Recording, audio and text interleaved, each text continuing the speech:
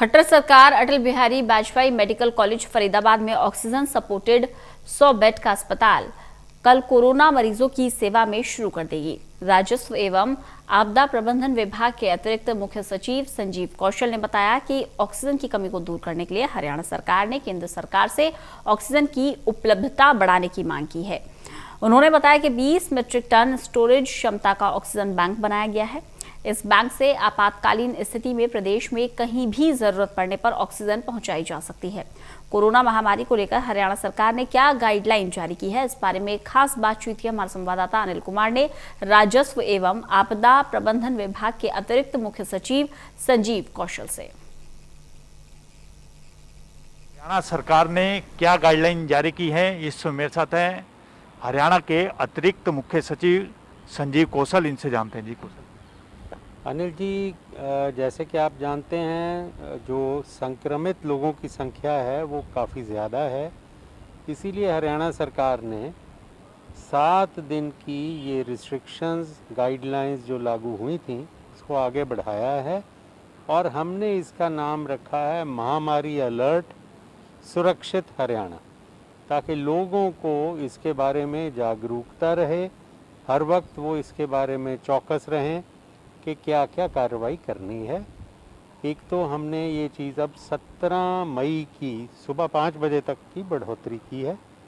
दूसरा एक ये भी है, कुछ लोगों को ये संशय रह रहा था कि शादी ब्याह क्या करें, उसके बारे में भी गाइडलाइंस में कहा गया है कि घर में ही शादी करें, बाहर किसी जगह पर नहीं, और 11 से ज़्यादा कहीं भी कोई संख्या नहीं होनी चाहिए, चाहे वो शादी ब्याह हो, चाहे अगर कोई गुजरता भी हो तो क्रिमेशन के लिए भी 11 से ज़्यादा संख्या नहीं होनी चाहिए। एक अन्य गाइडलाइन में हमने फॉरेस्ट डिपार्टमेंट और उनकी एक कॉरपोरेशन है फॉरेस्ट डेवलपमेंट कॉरपोरेशन, उनको हमने इजाज़त दी है कि उनकी जो कार्रवाई है, जो एक्टिविटी है फॉरेस्ट डिपार्टमेंट की, ख़ास तौर पर लकड़ी प्राप्त करने की जो कॉरपोरेशंस और दूसरी जगह पे देनी हो, वो काम उनको अलाउ किया जाएगा एज एन एसेंशियल सर्विस।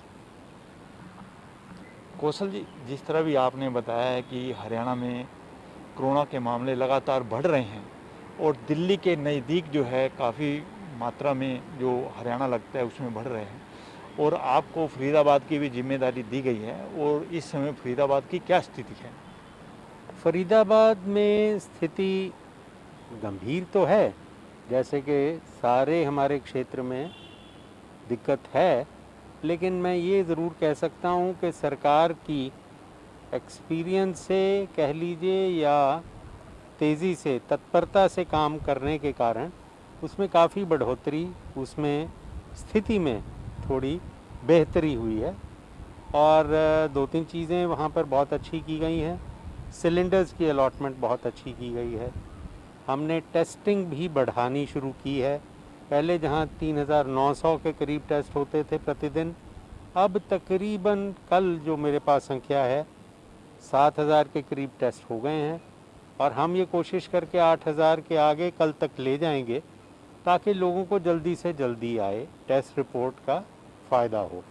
एक इसी में क्वालिटी ऑफ टेस्ट रिपोर्ट बढ़ाने के लिए ये नहीं है कि RT-PCR का जो रिज़ल्ट मिलना है 2 दिन बाद मिले, वो अगले दिन नहीं, उसी दिन शाम तक हम लेने की पूरी कोशिश कर रहे हैं।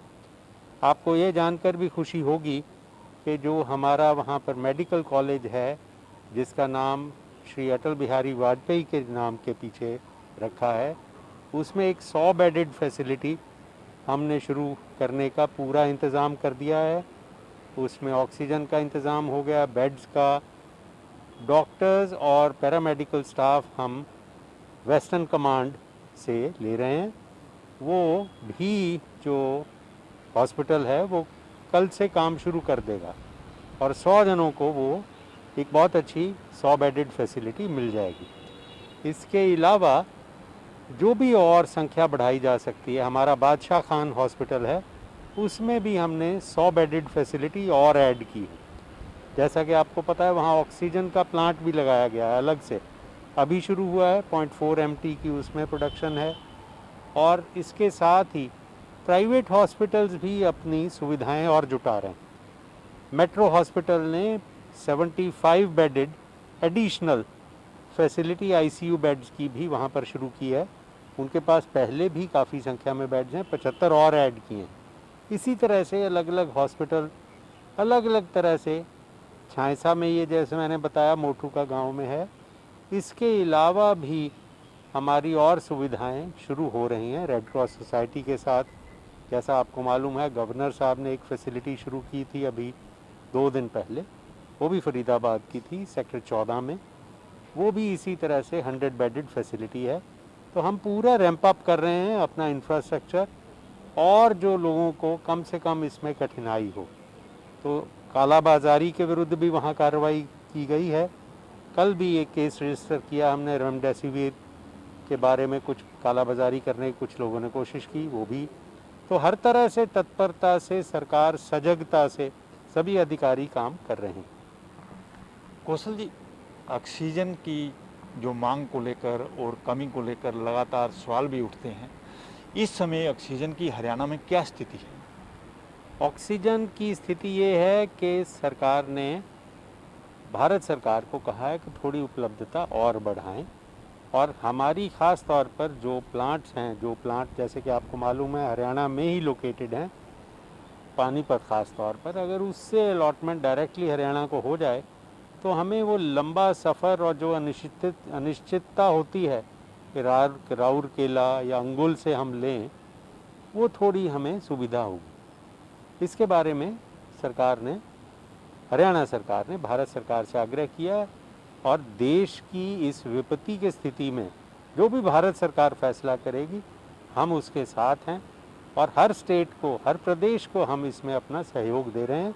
हमारे प्रदेश को भी हम आश्वस्त करते हैं, पूरी हम इस तरह की जो ऑक्सीजन की सप्लाई है हम पूरी कर रहे हैं।